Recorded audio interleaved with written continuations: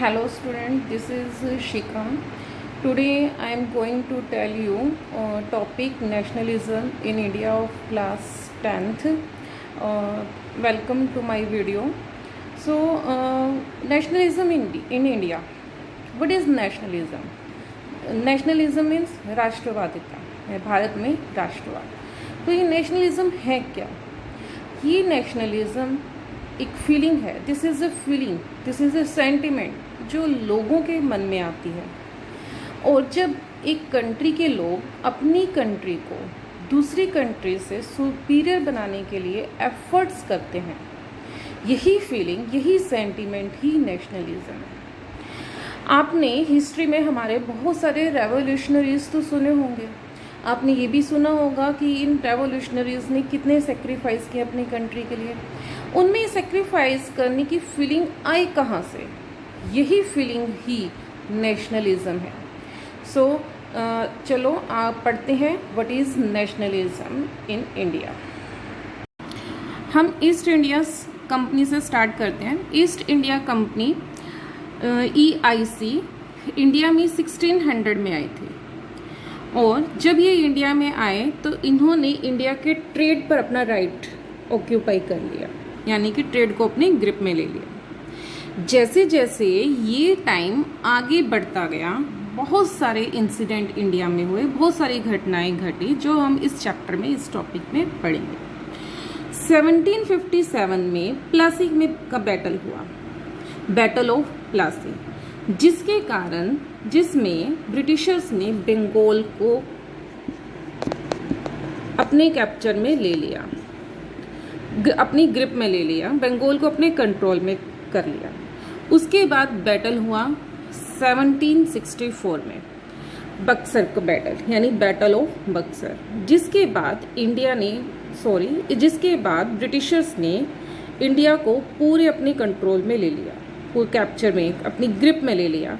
और जो प्लासी के वॉर के बाद, बैटल के बाद जो काम थोड़ा बहुत रह गया था इंडिया के ऊपर कंट्रोल करने का, वो कंप्लीट हुआ बैटल ऑफ बक्सर के बाद.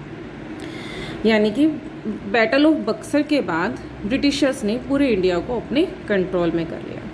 और फिर जैसे जैसे टाइम आगे बढ़ता गया, 1947 में ब्रिटिशर्स से हमने अपने इंडिया को फ्री कर लिया. India became as an independent country in 1947.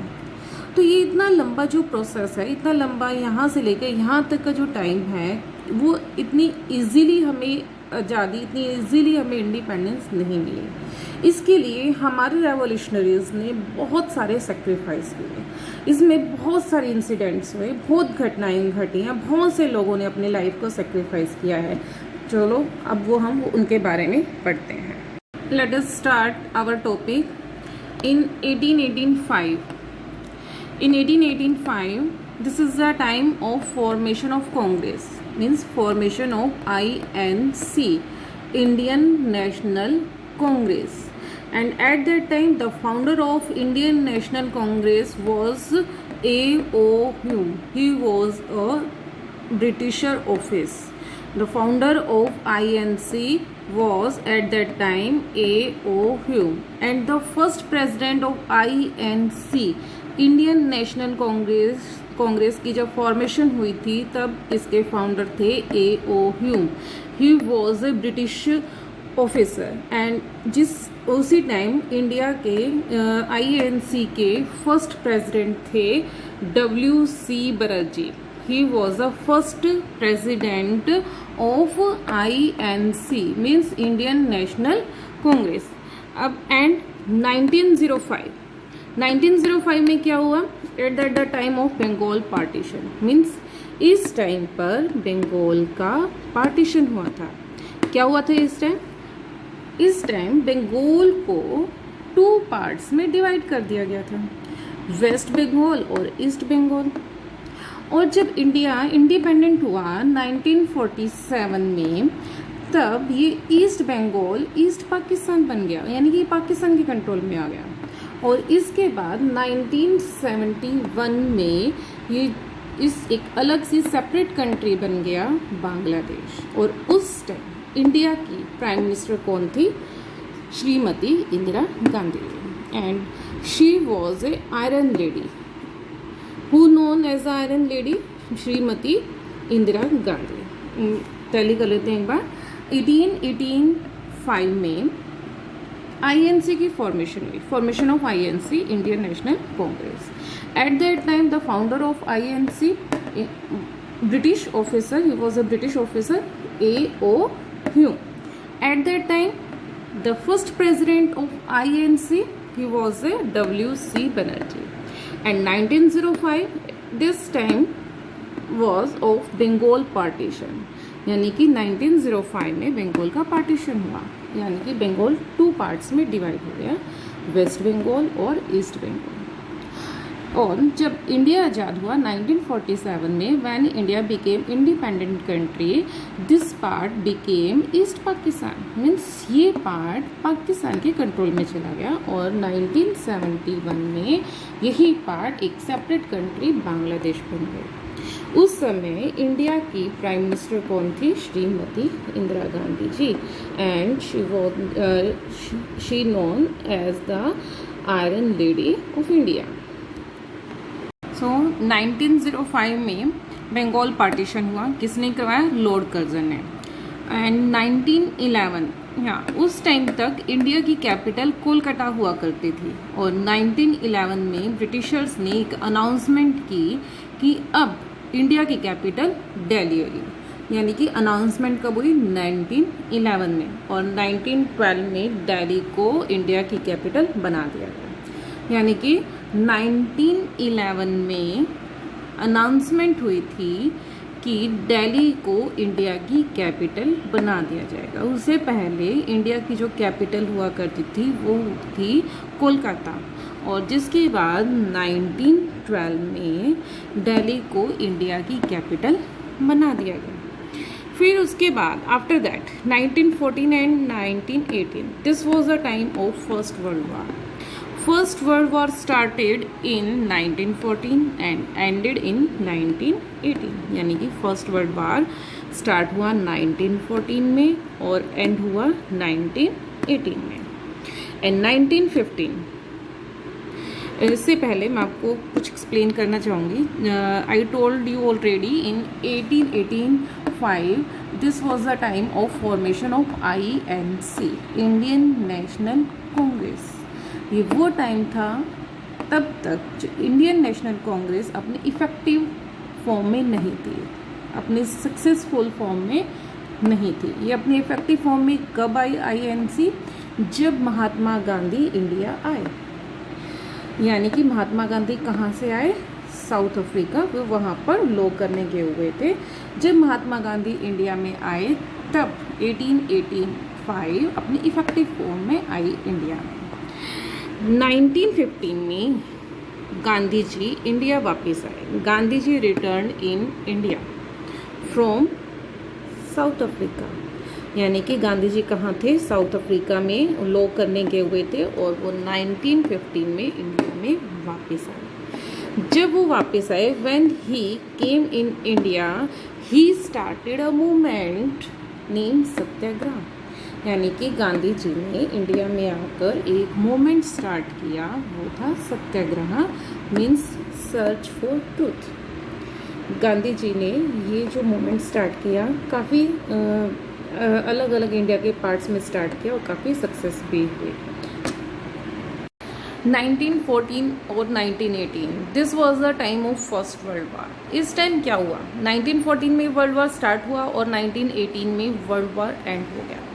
इस टाइम क्या हुआ? इस टाइम ब्रिटिशर्स ने इंडियन सोल्जर्स को, लेकिन उससे पहले मैं आपको बता दूं कि इस वॉर में ब्रिटेन ने पार्टिसिपेट किया था फर्स्ट वर्ल्ड वॉर में, और इसमें ब्रिटिशर्स ने क्या किया? इंडियन विलेजर्स जो यूथ थी उनको ज़बरदस्ती आर्मी में सोल्जर बनाया जा रहा था, जिसके कारण इंडियन विलेजर्स जो थे वो ब्रिटिशर्स से काफ़ी नाराज़ थे। और ये वो टाइम था जब इंडिया में ड्रॉट स्टार्ट हुआ। ड्रॉट हुआ मीन्स सूखा पड़ा, क्रॉप्स, फसलें ख़राब होने लग गई, खाने के लिए कोई कुछ भी नहीं था। और इसके साथ साथ एपिडेमिक भी स्टार्ट हो गई, महामारी फैलने लग गई, लोग मरने लग गए। और इसके साथ साथ ब्रिटिशर्स ने क्या किया, ब्रिटिशर्स ने इंडियन विलेजर्स को ज़बरदस्ती सोल्जर बनाना स्टार्ट कर दिया, जिसके कारण विलेजर्स ब्रिटिशर्स से काफ़ी एंग्री गुस्सा होने लग गए। इसके साथ साथ ब्रिटिशर्स ने और क्या किया, ब्रिटिशर्स ने इनकम टैक्स और कस्टम ड्यूटी जैसी पॉलिसी इंट्रोड्यूस की इंडिया में। और इसके साथ साथ जो और भी टैक्स थे वो भी ब्रिटिशर ने इंक्रीज करने स्टार्ट कर दिए, जिसका रिजल्ट ये हुआ कि प्राइसेस बढ़ गए। जो असेंशियल गुड्स थी, खाने की ज़रूरी वस्तुएं थी, फूड क्रॉप्स थी, उन सब के प्राइसेस बढ़ने स्टार्ट हो गए। और एपिडेमिक भी फैल रही थी, लोग मर रहे थे और प्राइसेस इंक्रीज होते जा रहे थे। ड्रॉट पड़ गया, सूखा पड़ गया, फसलें ख़राब हो रही थी, फूड क्रॉप्स। और इसके साथ साथ ब्रिटिशर्स क्या कर रहे थे, ब्रिटिशर्स इंडियन सोल्जर्स को ज़बरदस्ती आर्मी में इंट्रोड्यूस कर रहे थे, उनको सोल्जर्स बना रहे थे, जिसके कारण इंडियन विलेजर्स ब्रिटिशर्स से काफ़ी नाराज़ हुए। फिर ब्रिटिशर्स ने क्या कहा, ब्रिटिशर्स ने एक प्रॉमिस किया कि जब वर्ल्ड वार एंड हो जाएगा 1918 में ख़त्म हो जाएगा, तब वो ये जितने भी ये प्राइसेस डबल ट्रिपल हुए हैं वापस नॉर्मल हो जाएंगे। लेकिन ऐसा कुछ भी नहीं हुआ। जब वर्ल्ड वार एंड हुआ तब ब्रिटिशर्स ने कोई भी प्राइसेस कम नहीं किए। 1918 जब वर्ल्ड वार एंड हुआ तो ब्रिटिशर्स ने कोई भी प्राइसेस कम नहीं किए, जैसा कि उन्होंने प्रॉमिस किया था। फिर गांधी जी ने, जैसे कि 1915 में इंडिया वापस आए साउथ अफ्रीका से, he came in India from South Africa in 1915 and when he came in India he started a movement satyagraha, means search for truth, यानी कि सत्य की खोज। एंड आफ्टर दैट जो गांधी जी थे वो इंडिया के डिफरेंट पार्ट्स में घूमे, अलग अलग पार्ट्स में गए, पूरे इंडिया के लोगों की सिचुएशन जानने के लिए कि लोग किस सिचुएशन में रहते हैं और कैसे ब्रिटिशर उनके साथ कैसे ट्रीट करते हैं। फिर 1916 में गांधी जी बिहार के चंपारण सिटी में गए, चंपारण गए और वहाँ पर उन्होंने एक मूवमेंट स्टार्ट किया, चंपारण मूवमेंट। यहाँ पर क्या था, यहाँ पर जो ब्रिटिशर्स थे वो फोर्सफुली विलेजर्स से इंडिगो की एग्रीकल्चर करवाना चाहते थे, लेकिन जो विलेजर्स थे वो चाहते थे राइस कल्टीवेशन। तो गांधी जी ने इसमें विलेजर्स का साथ दिया और इस ब्रिटिशर को अपोज किया, उनके अगेंस्ट किए और एक चंपारण मूवमेंट स्टार्ट किया, किसके लिए, राइस की कल्टीवेशन के लिए। सो एक बार टैली कर लेते हैं कि 1905 में बंगाल का पार्टीशन हुआ था और उस समय बंगाल 2 पार्ट्स में डिवाइड हो गया था, वेस्ट बंगाल और ईस्ट बंगाल। और उस समय ईस्ट बंगाल को ईस्ट पाकिस्तान बन गया था। एंड 1971 में फिर ये एक अलग से कंट्री बन गया, बांग्लादेश। और उस समय हमारे प्राइम मिनिस्टर थी श्रीमती इंदिरा गांधी जी। 1911 में अनाउंसमेंट हुई थी कि दिल्ली को इंडिया की कैपिटल बना दिया जाएगा, लेकिन उससे पहले इंडिया की कैपिटल थी कोलकाता और 1912 में दिल्ली को इंडिया की कैपिटल बना दिया गया। फर्स्ट वर्ल्ड वार स्टार्ट हुआ 1914 में और एंड हुआ 1918 में। तो इसमें ब्रिटेन ने भी पार्टिसिपेट किया था और इंडियन विलेजर्स यूथ को ज़बरदस्ती सोल्जर्स बना दिया गया और जिसके कारण बहुत सारी प्रॉब्लम्स क्रिएट हो गई इंडिया में। एपिडेमिक स्टार्ट हो गई, ड्रॉट हुआ, सूखा पड़ना स्टार्ट हो गया, ब्रिटिशर ने नए नए टैक्स लगाने शुरू कर दिए, प्राइसेस इंक्रीज होने स्टार्ट हो गए, लोगों की एसेंशियल जो गुड्स थी, वस्तुएं थी खाने पीने की, वो नहीं खरीद पा रहे थे, काफ़ी उनके प्राइसेस हाई हो गए थे, जिसके कारण जो इंडियन विलेजर्स थे, इंडियन के जो लोग थे, वो ब्रिटिशर से काफ़ी गुस्सा हो रहे थे, काफ़ी नाराज़ थे। 1915 में गांधी जी इंडिया आए साउथ अफ्रीका से और वो एक वहाँ पर वो एक रेशियल मूवमेंट सक्सेस होकर आए थे। उन्होंने वहाँ पर साउथ अफ्रीका में एक रेशियल मूवमेंट स्टार्ट किया था। इंडिया आकर गांधी जी ने स्टार्ट किया satyagraha. He started a movement satyagraha means search for truth. And उसके बाद गांधी जी इंडिया के अलग अलग पार्ट में घूमे, हर जगह ये देखने के लिए कि इंडिया के लोगों की क्या सिचुएशन है, वो किस सिचुएशन में रह रहे हैं। 1916 में गांधी जी बिहार के चंपारण जिले डिस्ट्रिक्ट में गए वहाँ पर उन्होंने चंपारण मूवमेंट स्टार्ट किया। यहाँ पर क्या हो रहा था, यहाँ पर जो ब्रिटिशर्स थे इंडियन विलेजर्स से ज़बरदस्ती इंडिगो की एग्रीकल्चर करवाना चाहते थे, लेकिन यहाँ के जो विलेजर्स थे वो चाहते थे राइस कल्टीवेशन। तो गांधी जी ने यहाँ के लोगों का, विलेजर्स का साथ दिया और ब्रिटिशर्स के अगेंस्ट किए और एक सक्सेसफुल मूवमेंट स्टार्ट किया।